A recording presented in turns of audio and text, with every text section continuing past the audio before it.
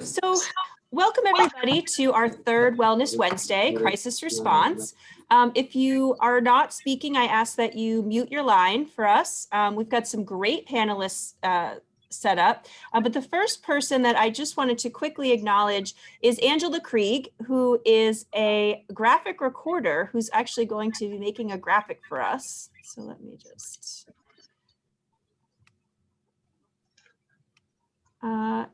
Angela's saying hello, but let me, Angela, anything you want to share really quickly?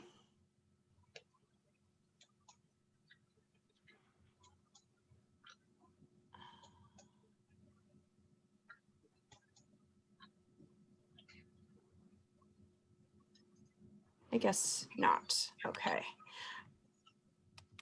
Yeah, I don't hear Angela here. So I know she's on though, so she can share her. Wait a second. Is she coming on? Oh, she's having some tech issues, but we'll definitely be sharing Angela's work at some point, if not during this presentation. We'll make sure we send it out to everybody who participates. So at this point, I would like to actually introduce Linda Regan, who is the president of NAMI, the board of directors of NAMI-New State. She's going to give a little welcome introduction. Thank you, Wendy.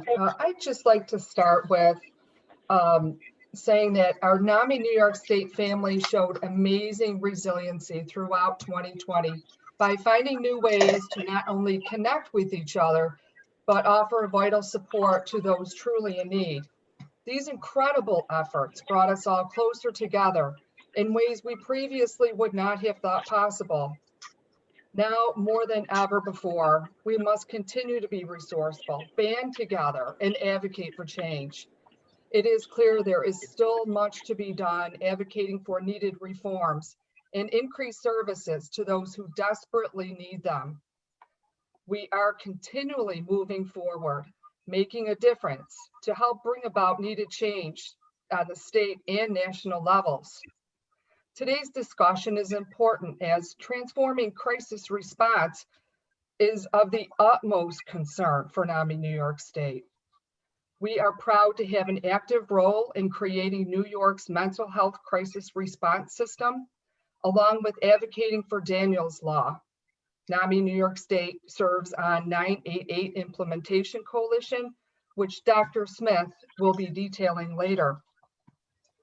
NAMI-New State is also working to reintroduce Nicole's Law, a bill named for the daughter of NAMI-New State members, Lucille and Roy Ater.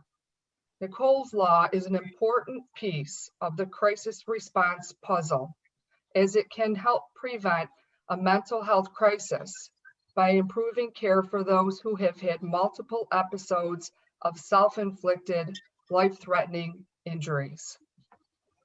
Finally, I want to thank Hannaford for sponsoring our Wellness Wednesday series, and I want to thank all of our distinguished panelists, both for the work you do every day to create a more mentally healthy and just New York, and for taking the time to join us today. Now, I will turn it over to Matthew to moderate the discussion. Matthew? Thank you so much, Linda, for getting us started today. And we're so happy to have this discussion. And we'll put some statistics that people can see about why we're having this discussion and why it's such a priority for NAMI-New State to transform our crisis response. We have such a distinguished panel, and again, I want to thank everybody for their time.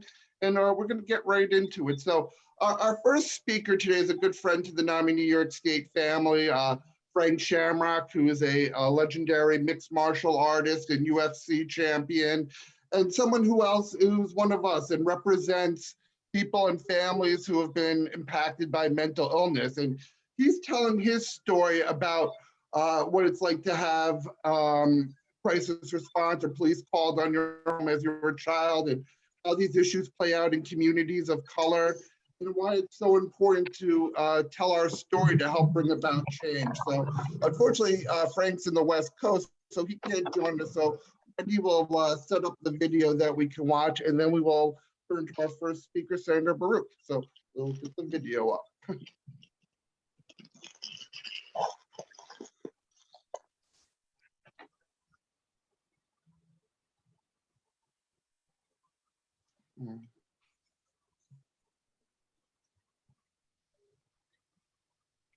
Right. So, Frank, thank you so much for joining us and sharing your perspective on these issues. So, as we said in the intro, you grew up in a, as you called, a violent household, and a household that definitely had a lot of mental health issues. And you talk about having to have crisis response and police called on you and your family. Can you talk about what that experience was like? Sure. Well, I never knew it was any different. So I think a lot of kids go through that, meaning, through discipline or through, their parents' actions. That's just the norm. But I can certainly say, when the police would show up, they were unaware of what was really happening. And it was really the parents that kind of, explained what the problem was. And so there was definitely a disconnect there. Things were happening to me, like being locked in a closet and living in the backyard and, just psychological abuse. Those weren't related to the parents in any way. And so, the police officer made an assessment of the situation, made sure everyone's okay. And that was pretty much it. But, I always wanted to say something because it felt wrong and weird to me, but I never knew what to say. I never, I didn't have the courage or the confidence or even that it was, wrong. And I think that's where a lot of the disconnect is in this type of crisis management. They never asked me what was happening. Right. So, which actually leads me right to my next question, which is great. I mean, how do you think if they actually sent a mental health professional instead of police to respond to one of these incidents, and they knew how to properly speak to you and ask the right questions, how do you think your story might have turned out different, or the experiences you had would have been different? I definitely think I would have, been heard and had the chance to explain it, because it was always, I was doing something or there was a problem with me, or, hey, just calm him down. I know policeman's job is to assess the situation, keep everybody safe, and then make sure that there's no crime going on. And that's it. Past that, their job is done. That's what they're trained at. So definitely having someone in the mental health care space, who sort of understood the dynamics of abuse and was able to speak to children, I think it would have totally changed my environment and perhaps gotten me out quicker. I had to turn to crime to get myself out, and that's never advisable. Right. So, and that's kind of this cycle that we talk about, we see in communities of color all over the country, certainly here in New York State, is that there are no, you don't see the options. People aren't put on that path to recovery. They end up on a different path. A lot of times it's a path to crime. And I know you're trying to do a lot to address some of that. And some of the things we were just talking about is that you start doing a lot of work with kids in the juvenile justice system who've had similar experiences to you and try to get them back on the right path. So can you talk a little bit about that? Sure. Well, I used to do you hear that weird feedback? No, you're good. Okay. I used to speak at institutions, all across California. Normally I would show up and I would appear and, I would give my presentation and hand out martial arts scholarships. But with the pandemic, all that sort of ended. And at the beginning of the year, I thought, what can I do to reach out? So we started an outreach program where we contact the institution, we send all the speaking stuff, and I show up via Zoom and I give them the same presentation with a big Q&A. And it's been super impactful. What most people don't realize is all these institutions are full of people of color. Like everybody is brown and black, and everybody's fallen through the cracks through some way. But it's been tremendously impactful because I sat in those chairs, and everybody who came through, they didn't look like me, they didn't talk like me. None of them had achieved the things I wanted to achieve. And so now that I'm in a place in my life of success, I know what it feels like to be in that chair. And I want someone they can listen to. I want someone, that speaks directly to them. That's how I start my conversations. I sat in your chair, and that just, I think, moves the needle on them listening.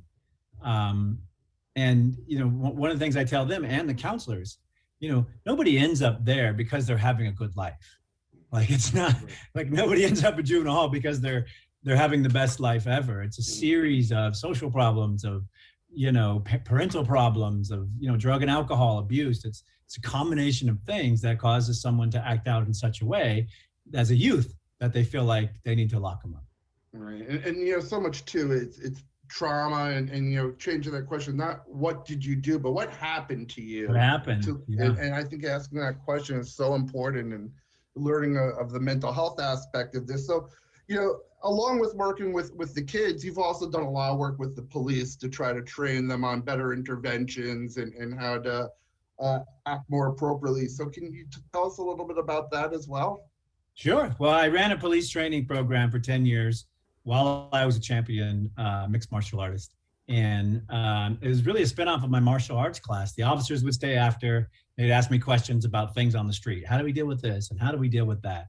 And what I came to learn is, they don't have much training in dealing with those physical altercations, with those violent situations. So they're really put in this uncomfortable position where they've got to keep everybody safe, but they're not actually trained to do it. And that's where we see, this police violence and brutality and stuff. They're scared to death. They don't really know what to do.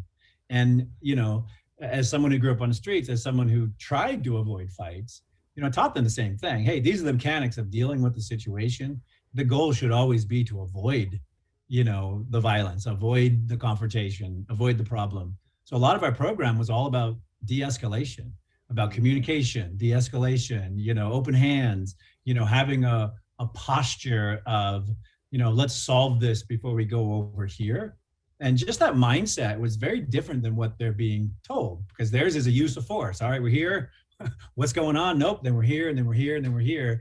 And then, we get to the end, which is violence. So, we tried to keep it to the smallest, interaction possible, which is how can we help? What's going on? In sort of this presentation of let me help you instead of let me control you. And that was totally new when I started it. I know a lot of new agencies are trying that because the results, they're obvious. But if you start from a place of, trying to understand and, trying to solve and, support, I think we get away from that end result, which no one wants to get to. And, I hung out with these guys for 10 years. It's one of the saddest jobs possible because everyone wants you there immediately. You can never be good enough. And then when things go wrong, they're like, well, it was his fault. So it's really an unfortunate position to put them in. And I would love to see them have more training in all these areas, mental health, de-escalation, and the mechanics of dealing with things when they need to be dealt with. Right. So I think, the way we look at it, it's kind of a two-pronged approach. Like, whenever possible, we want mental health professionals to intervene on these cases, but we know there are times where there are police. So our police are going to be necessary. So give that the policeman the training, or police officer the training and the understanding, again, the ability to ask the right questions, like you say, to learn about these situations. So, hey, Frank, like everything you do, thank you so much for being a leader on these issues and for really helping create a more just mental health system and crisis system that really responds to a crisis as a mental health crisis, which is so important, as your story tells. Yeah, thanks for having me, Matt. Oh, awesome. All right, well, thank you, Frank, for sharing your story. And we really need more people like Frank to share our stories. And this kind of brings us to our next speaker. Yes, we are so lucky to be joined by our Senate Mental Health Chair, Senator Samar Baruch, who, it's interesting.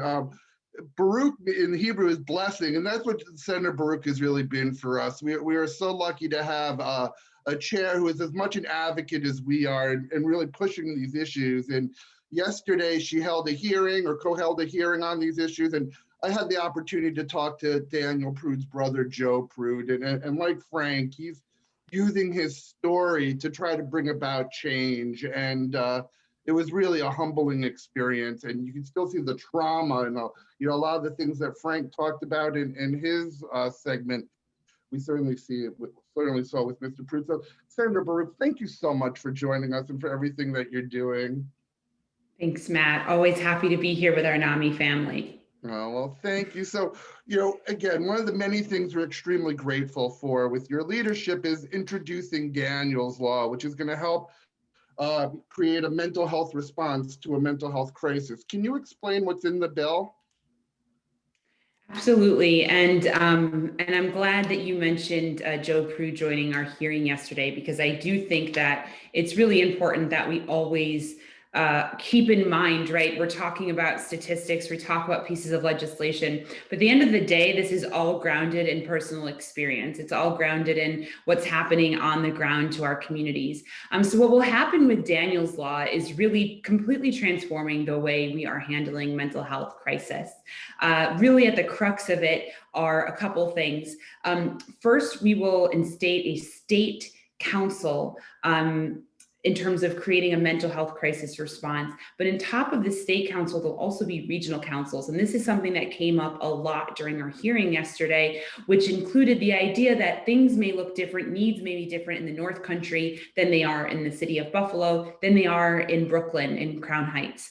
And so being able to have these regional counselors rooted in these different regions across the state, we're able to make sure that the way we're setting up these mental health response units take into play the locality, the regionality, and what these communities actually need and the access they have to different providers. And then really the crux of all of it are these mental health response units. So we're changing the paradigm in terms of who shows up at a mental health crisis, and we take the onus off from law enforcement, which has bared the brunt of most of this, and instead putting it into folks' hands who actually have the training to de-escalate and do all the things that Frank just described, of asking how you're doing, asking, what's wrong versus what did you do. These are all things that that a mental health response unit will be able to do. Right, and obviously for a long time, we've wanted to see mental health responders be the ones to interact and get involved in these type of events. One thing that we think is important too, and we want to hear your thoughts on, is how should peers and peer professionals be incorporated into this? Yeah, and I have to say, one of the things I love about my position now is being able to learn from so many practitioners and folks who have been affected by our mental health infrastructure here in New York State over the past few months. And that's a learning I've had, is the importance of these peers being a part of not just the response, but in so many other things in terms of mental health, all the way from, we look at this Dwyer program that is about veterans working with peers to help them through their own mental health challenges. And you understand people who have dealt with substance use disorders, being able to speak to their peers who have gone through that. It is something that you can't teach, right? Having that lived experience. And so I actually think throughout mental health, when we look at the different care points where folks are getting care, we really do need to think about how peers can be better incorporated in that. And I think that with the crisis response, it's included in there. So having peers there along with others as a part of this mental health response unit, at the end of the day, we're trying to get the best care to someone. We're trying to get them to this hot moment of crisis, to a cool moment where they can kind of de-escalate and get on with the continuum of care that they need. And having a peer show up, a peer provider, is really something I think that could strengthen that. Right, someone who knows the right questions to ask. I was so moved in the hearing yesterday listening to Christina Spurlock saying something interesting, like just a little thing like, when I'm in a crisis, I like to have Haagen-Dazs ice cream, and finding that relatable moment is something that was so important. That was one of the many things that really moved me from the hearing yesterday. And one of the things that really just came up time and time again in the hearing is obviously you've done an incredible job not only introducing Daniel's Law, but introducing the 988 legislation that would create, the 988 number here in New York. But more importantly, that's more than a number. It's actually a full system. So I know we're going to have Dr. Smith talking about the system in a moment, but can you talk about why that's so important that we don't just have a 988 number, but connect it to a fully functioning system?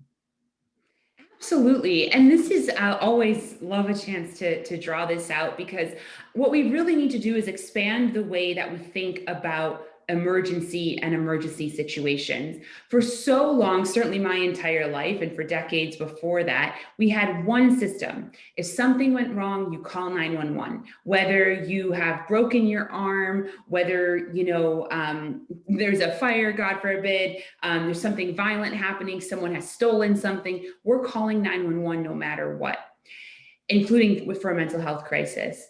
What we need to realize is that mental health and crises of mental health portions are different categorically than things that we call 911 for.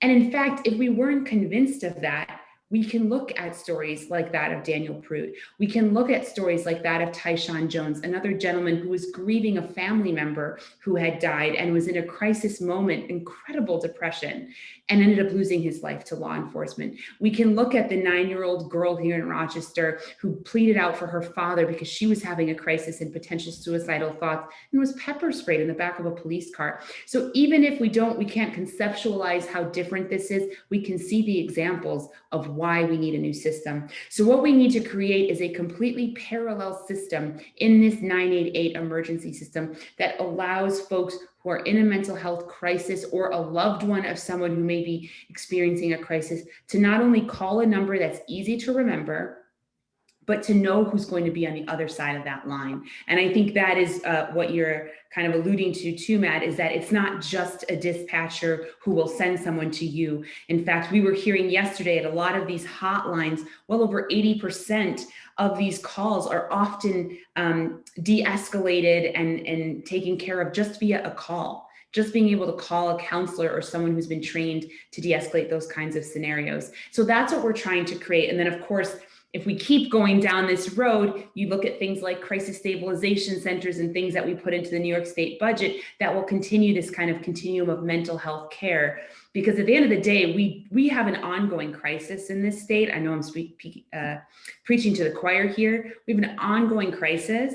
If we don't spend the time to really build infrastructure to deal with this crisis, if we don't spend the investments necessary to deal with this crisis, it will only get worse and it will only start to affect a number of other things in our state. And so I believe that 988 and Daniel's Law and things like the stabilization centers are all part of this shift that our state has finally realized, thanks to many of you who have done this long before I got here, but I'm happy to be here now because they've realized that we've got to make these investments and take this action.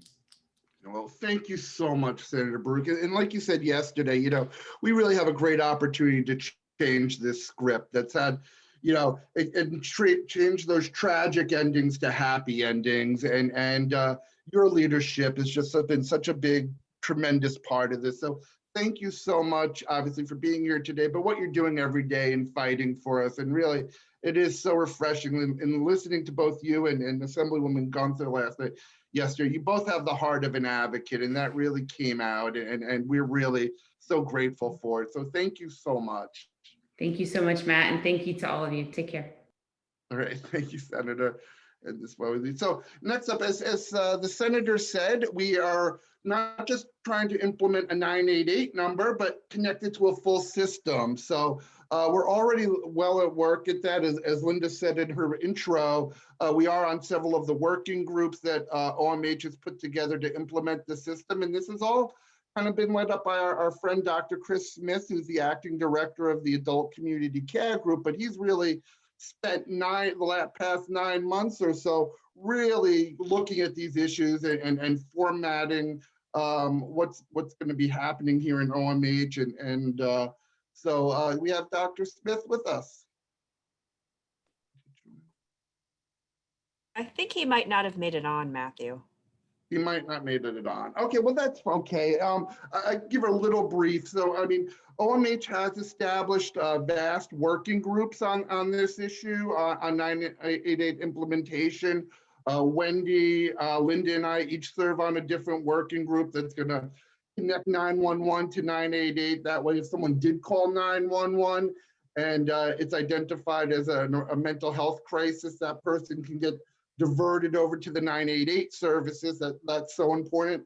We want to make sure that these are going to be viable options in all regions of New York State, not just some. So ensuring that they're statewide has been a big part of this, and that's one of the working groups that we're on. And finally, the implementation. What's this call center going to look like?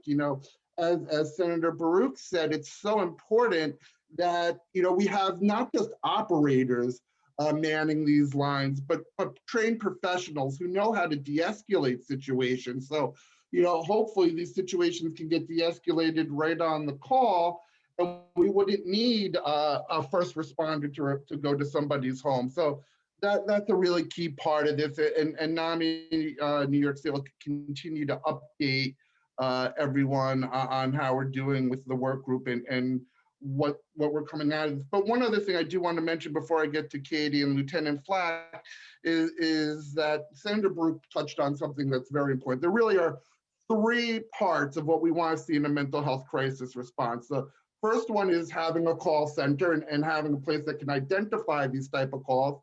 The second is having, whenever possible, mental health professionals respond to these things. And then the third is having the most appropriate place to bring someone once they've had to have a professional intervene with them. And now in most communities, the two options are either an emergency department or a police department, and neither one is appropriate for people living with a mental health issue. So we really want to create and expand what are called crisis stabilization centers, which would specifically be designed to handle a mental health crisis or a substance use detox situation and handle it in a much more calmer and much more appropriate way. And then when someone gets this, comes out of the crisis stabilization center, they would be connected with services. So we are working to make sure all three legs of that stool are propped up. So now I want to turn over to introduce two really good friends of mine. And as we talk about, having mental health professionals respond, we also know that police are certainly part of the problem, part of the solution, excuse me, and can be partners in being a part of the solution. Frank kind of talked about the struggles that officers go through, and we're going to hear from Kenny Hogan at the end about why addressing police mental health is so important among them. But I want to tell a quick story about my friend Lieutenant Flack here. It's so funny. Right before the pandemic happened, we were at like a street fair, my wife and I, in Albany, and I'm like oblivious. My ADHD is bad. I'm in those type of situations, and I'm just walking along, and Jessica is like, that officer is yelling at you. He's trying to get your attention. And it turned out to be Lieutenant Flack. I had seen him in a while. We were talking, and as Jess and I walked away, I go, back before you got me on the straight and narrow, if I heard a police officer was calling out for me, I would run in the other direction. And unfortunately, I think that's something that a lot of people still experience. And we need to learn that we shouldn't be running from the police. We should be partnering with them. And we have such an incredible partner in Lieutenant Flack, who the previous recipient of our NAMI New York State Criminal Justice Award, and is really coordinated with Katie a lot of the CIT and crisis services here in New York. And we'll just put up, obviously, crisis intervention teams are a big part of the solution and have played a big part in communities across the state. I got to participate in a lot of the crisis intervention trainings here in Albany. I always say, that's a 40-hour training that police volunteer to do. I don't know many people who volunteer to take a week out of their life to learn about mental health issues. So that's why CIT is so important. And we really have two of the best in Katie and Lieutenant Flack. So thank you so much for joining us. I know we have Katie on video and Lieutenant Flack on the phone. So thank you both for joining us. Thank you, Matt. So, what you guys have done, so, Katie's with Albany County, Lieutenant Flack is with the Albany Police Department, and seeing the county mental health department and the city police department collaborate to help improve policing and crisis response is something that I think is very unique. So can you guys kind of discuss how this program came about in the capital region and how this partnership has developed over the years? Sure. So I know Willie has some history to say as well, and it's hard because I can't see him, so I don't know when he wants to talk. So you can just butt in, Willie, when you want. Well, I can say that back in '88, we had an instance with, I believe it was '88, with a person in the city of Albany, Jesse Davis, where police officers were called to the house for a disturbance. It was believed that he had a weapon in his hand. Ultimately, police reacted. He lost his life. And from pictures and from stories, it was believed that what actually was in his hand was not a weapon, but a truck, toy truck. From that, there were a lot of discussions made within the community and with the current leadership at the time. And it was decided that back then there was a need for a better response to these type of situations. And out of that, the crisis unit was born. Mobile crisis, Right, the mobile crisis unit was born, right. not to be confused with the crisis unit that's here at the hospital. So And, that's how we began with the Albany Police Department and the mobile crisis unit. And then Katie can explain more about how that evolved from that instance. Right. So I think, not to correct Willie, but I think it was like 84 There you because go. we know we're coming up on our 36th year anniversary of being a mobile crisis team. And we were developed a year after the incident. So as far as crisis intervention teams go and our collaboration with Albany Police, a little bit of it precedes Willie and I. There was a grant, maybe Dr. G can talk about this when he speaks, but there was a grant that Albany County Mental Health and Albany City Police received back in 2012 to conduct the first CIT training in Albany County, and it involved a bunch of the players going to Virginia. I was in a different role at that time, and I believe Willie was on nights still at that time. I was. Yeah. So we came to do more CIT stuff. We both took a CIT class in 2015, but then became co-trainers for Albany County, in 2016. So the great thing about this is that Willie and I started with Albany County Mental Health in 2000, and Willie and I had responded on many calls together as officer and social worker.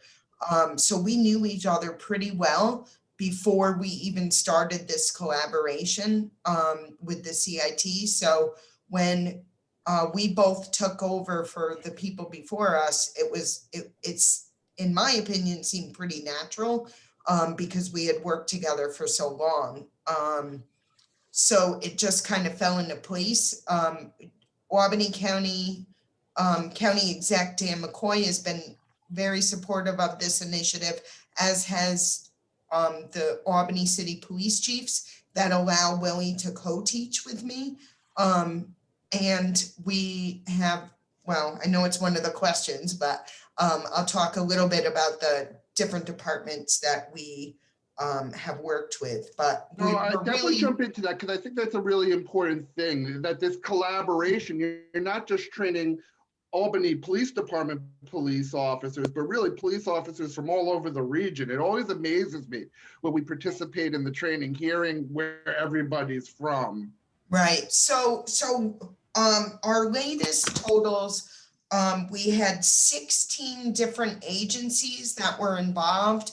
Some can send officers during some trainings, depending on when they're offered. Like I said, just so you know, all these numbers are pre-COVID. We're going to do our first training. I guess it'll be, yeah, we're going to do our first training in September for law enforcement, but Willie and I are doing a training for Albany City recruits in July. Yep, July. Yes. So we haven't had the ongoing trainings because of COVID, but 16 different agencies.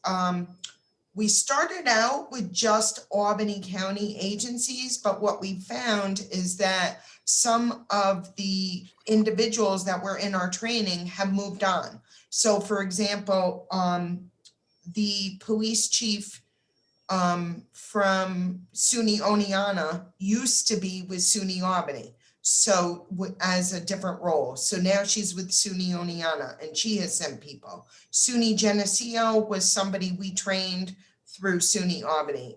Saratoga sheriffs, Matt, you introduced me to their captain.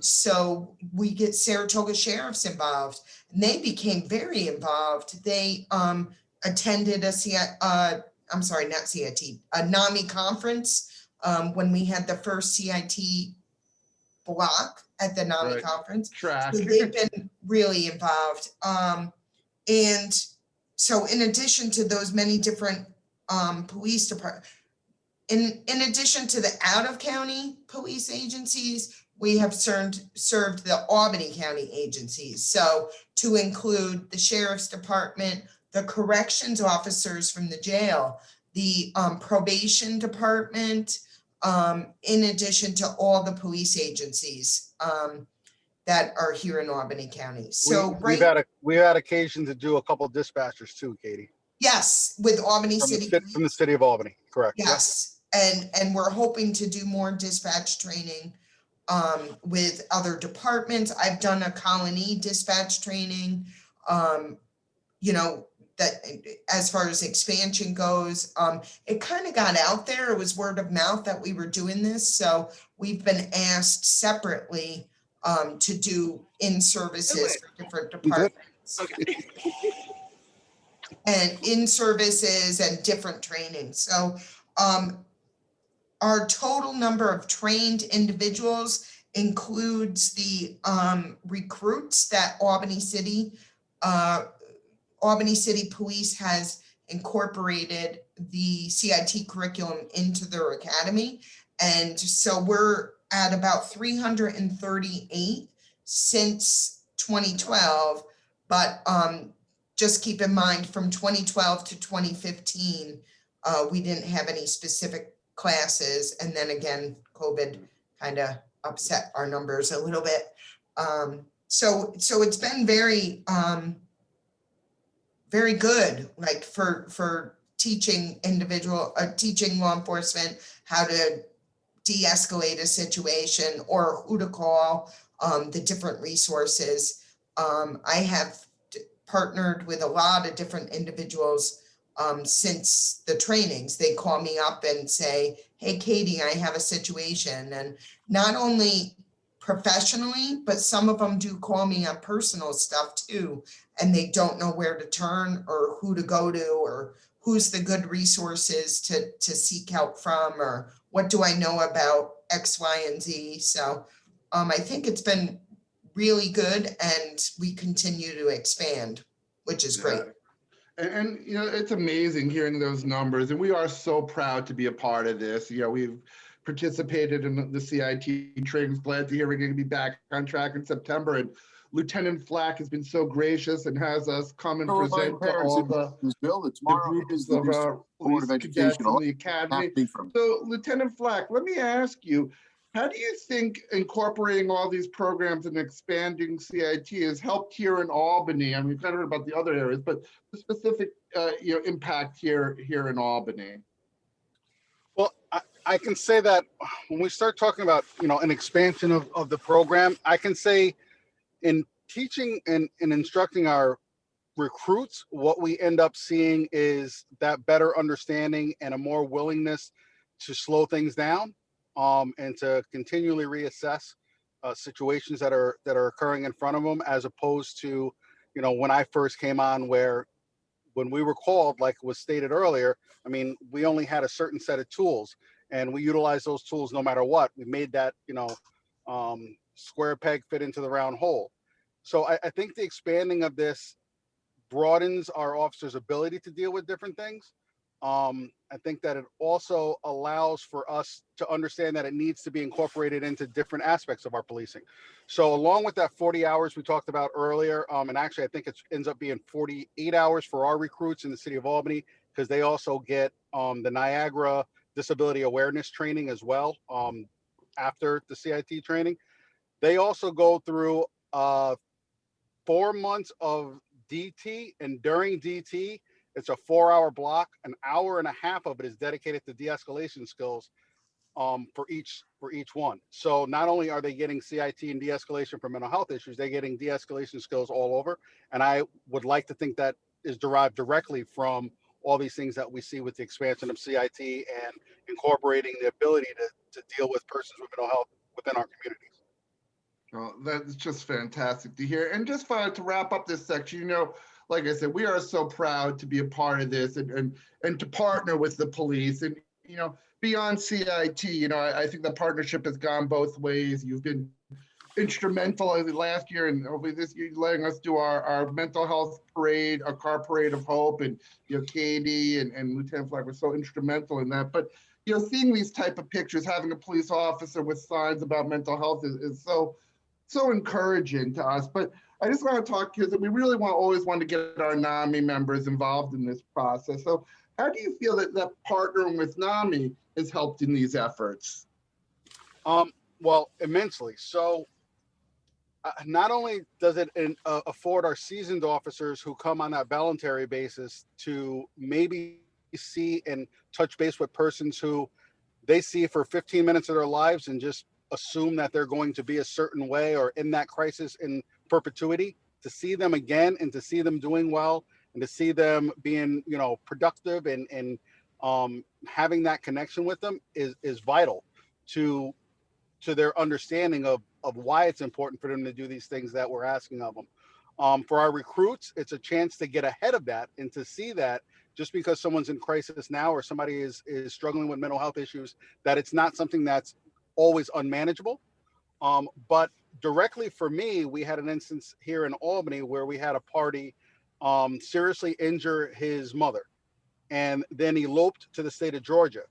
And through a connection I made with NAMI Georgia and their president down there, I was able to not only find him down there, but to, with the help of Katie and Dr. G and some other people, were able to get him back up here, get him charged so that we could get him into a program and help and get him on the right track. So that connection that I made through NAMI in general assisted me immensely in some of the stuff that we did up here. That's fantastic. Well, I'm so glad to hear that. And we're so grateful for you and for what Katie and you are doing together and really creating a huge difference here in Albany County and throughout the greater capital region. So thank you to both of you for all that you do and for including us and really helping us be a part of this solution with you. So we really appreciate that and appreciate your time today. So Thank you, Matt, very much. And Thanks we for appreciate you, Matt. Thanks. Thank you very much. Thank you, Willie. I appreciate it. So next up, we're joined by Dr. Steven Giord, who's actually the Albany County Director of Community Services and the Albany County Mental Health Commissioner. So all these very positive initiatives that you just heard about flow through him, and we're really excited to hear how Albany County is going to be taking these initiatives and taking the next step with them. So Dr. Giordano, thank you so much for joining us. My pleasure. It's great to be with you, Matt. Oh, it's always great to have you. So, we've already discussed, the tremendous impact that Albany County is making through the CIT program. And I kind of wanted to start by asking you the same question I asked Lieutenant Flack and Katie. I mean, from your perspective, how are these efforts helped Albany and the surrounding area? Yeah. Well, I'd be glad to answer that. I want to say something though first about Katie and Lieutenant Flack. I've had the pleasure of going to these trainings twice a year and introducing the course and then showing up at the end of the week and kind of wrapping things up. And I will tell you without fail, at the beginning of the week, there's 40 people in the room and they're wondering whether they're in the right place and what the week's going to be like. And most of them have volunteered, but not all of them did. But without fail, at the end of the week, people come up to me and say, this is the most worthwhile training that I've had as a police officer. And it is really remarkable. So, I'm proud to represent Albany County and the work we're doing, but I want to just underscore, we have some great trainers.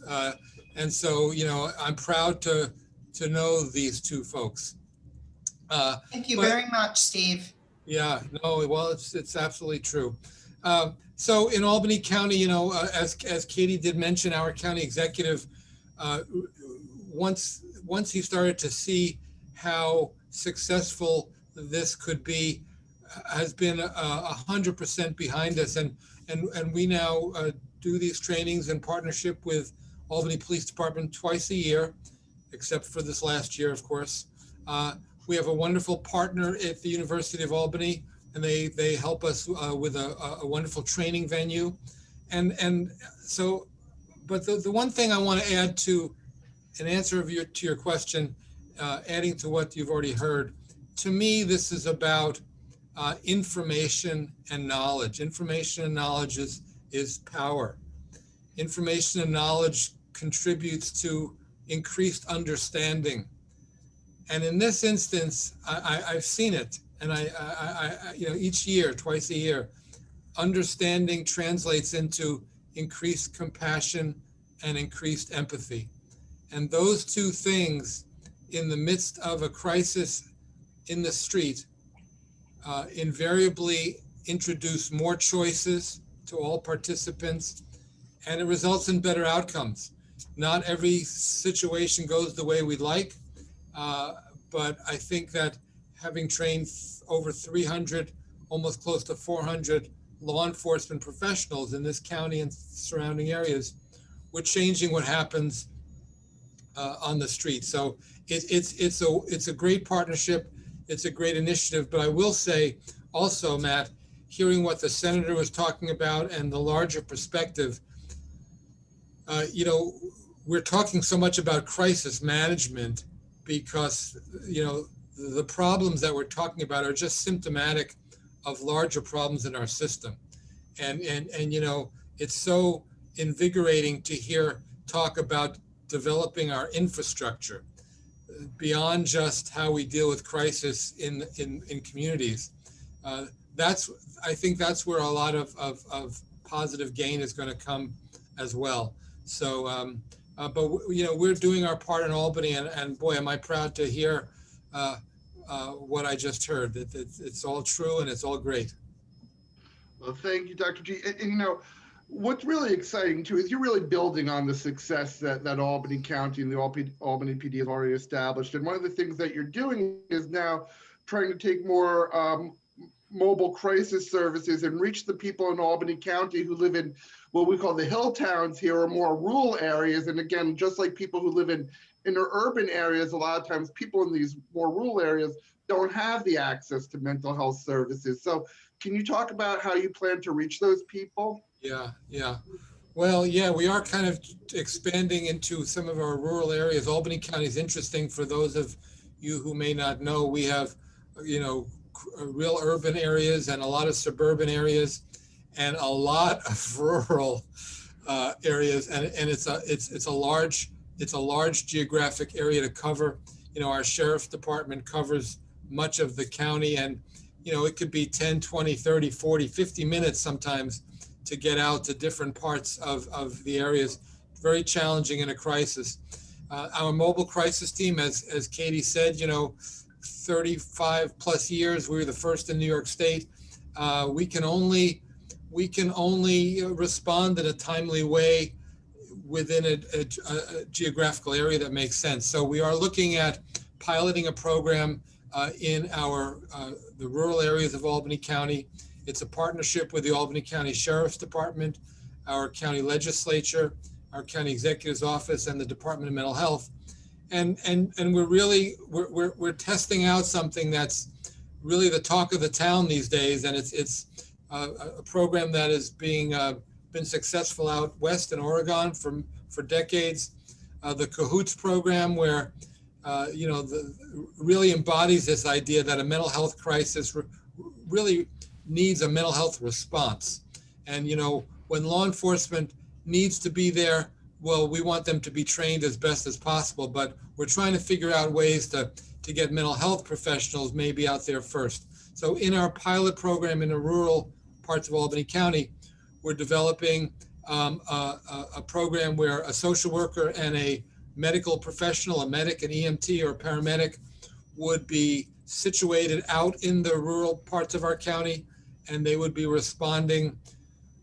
We haven't launched it yet, but we're very close. It would be responding to cases that otherwise would take a long time to get to from the city. And everyone's watching us in Albany County because there's great interest in the city of Albany and other towns and villages around the county, because this model, as I'm sure you all know, is getting a lot of interest. We're not Oregon. We're not, I think it's Eugene, Oregon, but we can tweak it to the needs of our county, and we're testing it out. We should be launching within the month. That's so exciting. And I know one of the other things I wanted to talk to you about was also establishing a mental health or recovery court here. I want to be cognizant of everyone's time. So maybe I'm going to skip and maybe just turn right over, because we do have from Ithaca and Tompkins County, Judge Peacock and the district attorney, Van Houten, and we want to be cognizant of their time there and really talk to them about mental health courts. And then hopefully as we get ours off the ground here in Albany, we can have future discussions about that. So Judge Peacock and DA Van Houten, thank you so much for joining us and really being, again, also very active parts of the solution here. Because, we talked about crisis centers earlier and bringing people somewhere after they've been intervened with, but some of these issues are criminal matters and they are going to end up in the courts. And again, we want to make sure that the most appropriate courts are available. So we are so grateful for the work that you're doing with the Wellness and Recovery Court. And this is also a kind of a collaborative effort between the city of Ithaca and Tompkins County. So can you kind of explain how the city and the county came together to create the court and your respective roles in it? Sure, thanks. Well, first of all, I appreciate being given this opportunity to appear here with our district attorney, Matt Van Houten, who has really supported this court's formation from the start. And Matt, I don't know if you want to talk about how this started, because you were there from the beginning. Sure, I'd be happy to.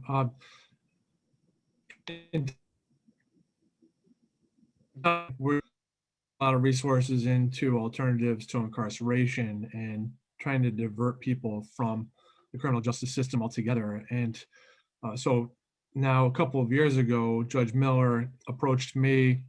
Judge Miller was then the city court judge, and now Judge Peacock is in that position.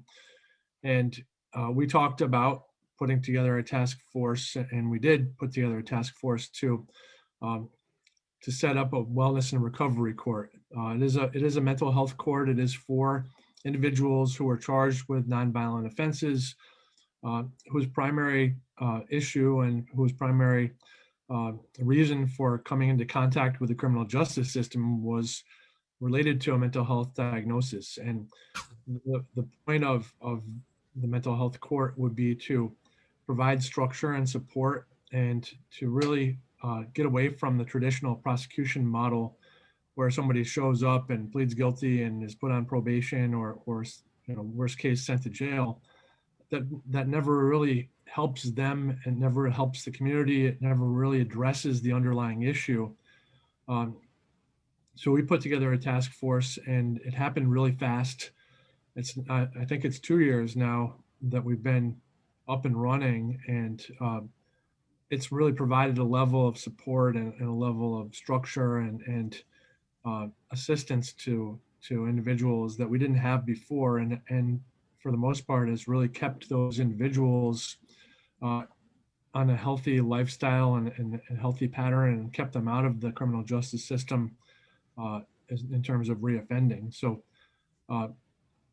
Ithaca City Court is part of Tompkins County jurisdiction, and so as the district attorney, it was really important to me that this be launched, and it was launched, and now Judge Peacock has taken over for Judge Miller, and I think it's thriving, and we're looking at expanding to felony level charges and to really get as many people into this court as we can.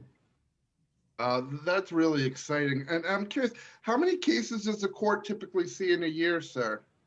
At this point, I think I'll answer that if that's okay, Matt. We typically carry now about 20 cases on the misdemeanor level, and city court is only a misdemeanor court. The plan is to actually expand that to a larger number by going county-wide. We have about 12 local courts in our county, and we have just started referring cases from some of the local town and village courts to appear here in city court. So over the past year, we've carried about 20 cases. We can probably go up to about 35 or 40 with the staffing that we have in place. And I'll tell you briefly, a lot of your questions deal with partnerships. The first and most important partnership has been with Matt Van Houten in the DA's office. They've supported this court from the beginning. They continue to support that. And that's not a small step, because this court is different than most courts. I like to describe it as we moved it from a compliance model court, where typically the judge monitors compliance in terms of drug testing, appearances, things like that, to a service model court. And the reason why we're able to change that is because we have so many community partnerships that provide those services to the participants. For example, one of the first things we typically engage folks who come to our court is their housing situation. A lot of times their housing's not stable, and we work with Tompkins County Community Action, and they've sent us a housing coordinator who is an expert in all things Section 8, knows all the landlords, knows all the housing options. So in terms of getting buy-in from our participants, the first thing we do is stabilize their housing. And all of a sudden they realize, hey, this is something more than just a court. This is a place where I'm actually getting services. Obviously, we help them link and continue to monitor their mental health services through Tompkins County providers. We also have substance use connections as well. So we really changed the model to a service model court where we can provide people services. Of course, they're held accountable, with those services, because they do have criminal charges pending. But at the same time, we're really trying to surround them with services to make those adjustments in their life. And Matt's office supports us in terms of, number one, participating. There's a full-time ADA, Assistant District Attorney, who appears regularly in our courts. We have regular meetings with all of our service providers. So there's just a lot of partnerships and a lot of overlap that's making this court successful so far. It's so exciting. I love the fact that it's called the Wellness and Recovery Court. It's not called Mental Health Court or Drug Court or some of the other names you hear in these type of specialty courts around the state. I have to give credit to Judge Miller, who's now our county court judge, who together with Matt, worked on developing what this court was about, the naming of it, the partnerships and things like that. So I've been the presiding judge for about 1.5 years through our COVID health crisis. So it's been a pleasure doing it, but Matt and Judge Miller have definitely been the ones who started this process and continue to support it. Well, that's fantastic. And I love the collaborative effort of it. Can you both kind of discuss some of the things you're most proud of with the court and some of the best outcomes, and really, again, diverting people away from criminal justice and towards recovery? Well, a good example just happened this week. We're in a relatively small community, and we know a lot of the people who participate in the court. And in Matt's office, his ADAs are really sensitive to mental health diagnosis and concerns that some participants have. And there was a person that we're all familiar with because we see them regularly in town. And this person didn't come to court probably 8 or 9 times. There were missed court appearances. And what happened was Matt's ADA was sensitive enough not to simply request a warrant after the first or second time, but we knew this person, and we made outreach with community partners, and that community partner actually connected with this person's family. The family came in from out of town and helped get this person into court. We had a court appearance, and we resolved the matter pretty fairly. So it was that kind of sensitivity and knowledge and patience that allows us to really act appropriately. Now, I will say that there is an underlying problem here in that the court system is probably not the best place to address people living with mental health. And unfortunately, it now falls on us, and we're doing our best. But ideally, you wouldn't create a system where we use a criminal justice system to address some of the needs in our community. So that's why I was happy to hear that you have other folks addressing it from their point of view. But we have had some success, but it it is not the most appropriate place for people living with mental health to be engaged with. So. Oh, we agree. Just to- And DA Van Houten, anything to add on that? And again, thank you again. What the judge said is so true. To have a district attorney who's so committed to this and not, you know, locking people up, but to really try to create the best outcomes is something we're very grateful for. So just in wrapping it up, what are some of the outcomes that you're most proud of, sir? Well, to follow up on what the judge said, and going back to the name, we put a lot of thought into the name of the court because with the name and with everything about this court, we want it to be a low threshold court. There's so many procedural barriers in the court system that make life difficult, and some of them are just nitpicky, for lack of a better word. You know, we want success. We want people to be successful. We don't want to just focus on the minutia and miss the bigger picture. And you know, keeping people healthy and keeping them stable and keeping them happy is good for the community. So that I think is our success, is that we're really, I think, conscious of trying to not just be overly procedurally conscious. I mean, we want to keep the threshold low and promote success with our individual participants. Well, that's great. And I know, like we talked about collaboration, just real quick to wrap it up. I know NAMI and NAMI Finger Lakes have been a part of this process too. And can you just really explain how they've been a part of your success? I'll hand that to the judge because he's in there every day. Yeah, the NAMI in our area is an important partner because they've basically, did I lose? No, you're good. Okay, they have basically have their hands in every part of our community offering the support. A lot of the connections when I talked about housing came about from those connections and those referrals, and saying, hey, we need a housing coordinator, contacting our local housing agency to have them provide a person who attends our meetings, our weekly meetings, to have them reach out to our service providers and help facilitate that communication. So, and then not to mention, they were there at the start of this court and helped us frame what it should be like, what are the needs in our community. So, you know, so they're, again, another valuable partner, if not one of the most valuable partners. That's great. I'm so happy to hear that they're so incorporated in what you're doing. And again, you know, thank you on behalf of the whole NAMI New York State family for your dedication to creating better outcomes and breaking the cycle that Frank was talking about earlier, and really generating the best outcomes. So thank you so much, Your Honor, and DA for what you're doing every day. We really appreciate your dedication to this and helping generate the best results. So thank you. So finally, wrapping up, you know, we talked earlier how we really want to have police be a part of the solution. And I think a big part of that is having officers address their own mental health.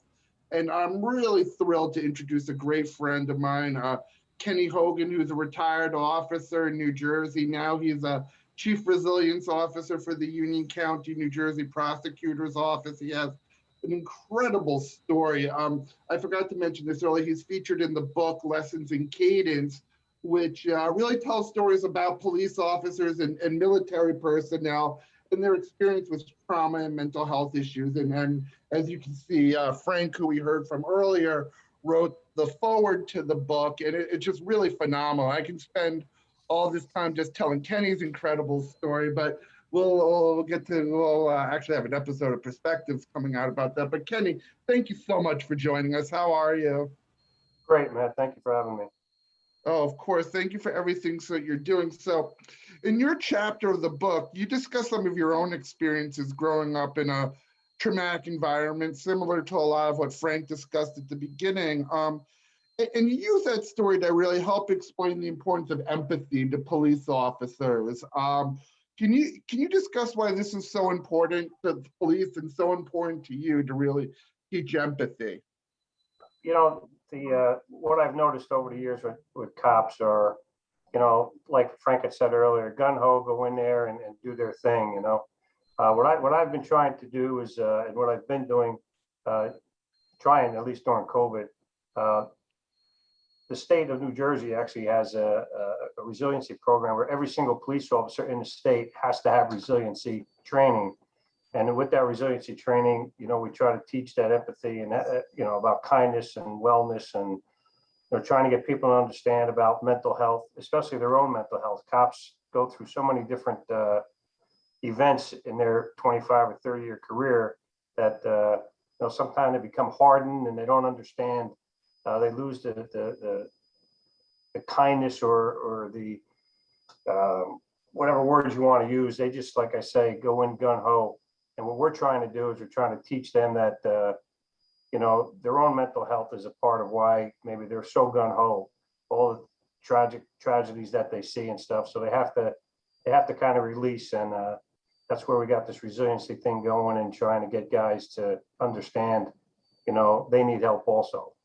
Right. And I think it's an amazing thing. And one of the things that really jumped out in the chapter of your book too, is that your mentor, Tony, who saw you as a kind of this traumatized kid and believed in you and helped you, get on the right path. And he was a police officer, and that's really, police have that power, right? They do. They listen. When Tony patted me on the back and said I could be somebody, that was like the beginning of somebody actually saying some very nice things to me instead of those negative things, And when you hear so much negative all the time as a kid growing up, or even as an adult, negative, that wears on you, and that, definitely traumatizes you. Just, living every day under this constant, batting down is something that when Tony seen me and saw something in me, and at the age of 14, he told me I could be somebody. And by the time I was 19, I was a police officer. And I never thought in a million years that I could ever be a police officer. But because this Tony, said I could do it, I could be somebody. And that's kind of like what I try to do with cops today, Just like pat people on the back and say, it's going to be okay. It's going to be okay. And most of the time it will be okay. Sometimes it's not. But if you could have that empathy and that feeling of, you're the police officer and you're there to help. You're not there to be that gun ho that, smack down, push down doors and stuff like that. Try to be kind, try to be generous, try to be sincere, always be honest, always be truthful, and let people know that you're there to help. And that's the message we're trying to spread here in Jersey. And it's been slowly getting better. Right. And of course, we talked in the beginning about the importance of addressing officers' mental health. I mean, Frank kind of in the beginning talked about what it's like on the street. Obviously, better than him in that regards, and not to give too much away from the book, but unfortunately, Tony, who we discussed, died in the line of duty, and truth be that you got shot in the head in the line of duty. So like when you go out on a shift, that could be your last shift. I mean, that could be it right there, and how that impacts both the officers and their families. And one thing I want to mention before you answer the question is that NAMI is very dedicated to giving back to this. We have our frontline wellness program for first responders and officers to help help them deal with their mental health challenges. But can you discuss that from that perspective? Because I think that's something that gets lost a lot in this conversation. Yeah, we in the state of New Jersey, we have this cop to cop program, and cops need help so much so, and they're constantly under the gun and under pressure, and their mental health is strained every single day. Their family's mental health is strained every single day, knowing that they're leaving their homes to go, how I explain it is they leave their safe zone, their cocoon, their house, their family, and they're driving to a place where they can die. And, that when you start to think that way, and that, what I try to teach and what I lecture about all the time is, you leave your cocoon, you get in your car knowing you're driving to a place where you can die, but yet you're in your car and you don't mentally get yourself prepared. So I try to teach and I lecture all about as much as I can to say, listen, when you get in that car and you got that 15-minute ride or 20-minute ride or an hour ride, take some time and get your mental health in gear, before you get to that place. you know, and talk to as many people about whatever problems you have at home, you know, and there's so many stresses, you know, my kid, you know, going to college, paying the college bills, car insurances, you know, things like that. They have all of this mental challenges in their own little world, and yet they got to go to work and deal with everybody else's issues. And I, you know, I try, and we, you know, we teach as often as we can to try to get your stuff in order first, and before you go out there and risk your life for others. And that's really the bottom line, to try to build up, like that word resiliency, try to build up some resiliency in that car ride to work, you know, and it seems to help. Muscle memory seems to help. Well, and that's great. We do want to be a part of a conduit to that conversation and help open those doors. And really, you touched on the last thing I want to talk about today, and that's the importance of resilience. I mean, when people hear your whole story, and again, I really hope people have the opportunity to read this fantastic book, and your chapter is so remarkable, but why is resilience so important? Well, listen, it goes back to that old thing, to never give up. You know, some people have the ability to, you know, they're somehow born with resiliency, you know, maybe because of like Frank's background or my background. You know, you got to figure out a way to exist and live every single day on your own. And, you know, you build up, you know, a mindset of, you have to get through the day every day, no matter what's put in front of you. So for me, it was easy to some degree to, you know, I was kicked down so many times and I got up so many times that's what I've learned. I've learned that no matter how many times you get knocked down or kicked down or how bad it can be, it's always better if you try a little bit harder each time. And when you try a little bit harder each time, you know, you learn just that, you know what, it was bad yesterday, today could be worse, but I'm going to make it better. And that's what I've done my whole life. You know, as bad as I think things are, people have it a lot worse than I do, a lot worse, you know. And when I found myself dying in the police car, and like you said, I was shot 4 times, but, you know, I just knew that I could not give up at that moment. I had a plan, and my plan was to, you know, walk my wife down the aisle, and I wasn't letting anybody take that away from me. And here I am, you know, years later, trying to teach resiliency, trying to get police officers to understand what resiliency is, and never give up. And that's really my my mantra. And that all came from, you know, my superhero and my mentor, Tony, who was killed in the line of duty. Well, Kenny, thank you so much. Again, you really are the definition of resiliency. We had so many things we didn't even get to touch on. We'll begin that perspectives episode out soon too, where you can hear more of your incredible story. And I do encourage everyone to read this incredible book. So in wrapping up, 2 things before we go. First, I want to thank our intern, Mary Aiello, who has done all the slides that you've seen today, has worked really hard on them. There's some we actually didn't get to, but we will send them out because she put a lot more resources in there.